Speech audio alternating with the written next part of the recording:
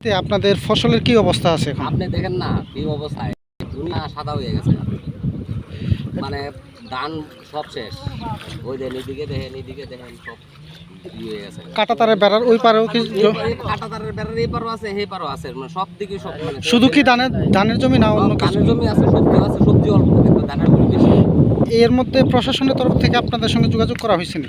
এখন অব্দি তো এইদিকে কেউ আইছে না।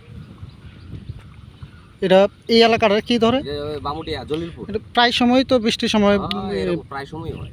আপনারা কোনো সাহায্য টাহ্য পাননি?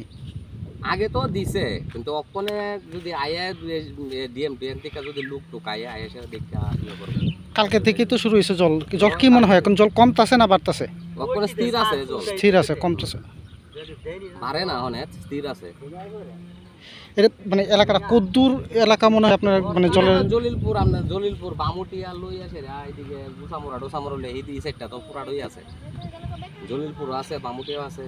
এই যে আপনারা জলে বা বন্যার কারণে ক্ষতিগ্রস্ত হইতেছেন, সরকার বা প্রশাসনের কাছে কি আবেদন থাকবে আপনার? ওই তো যাতে আমরা যাতে ক্ষতিপূরণ পাওয়া যায় আর কি।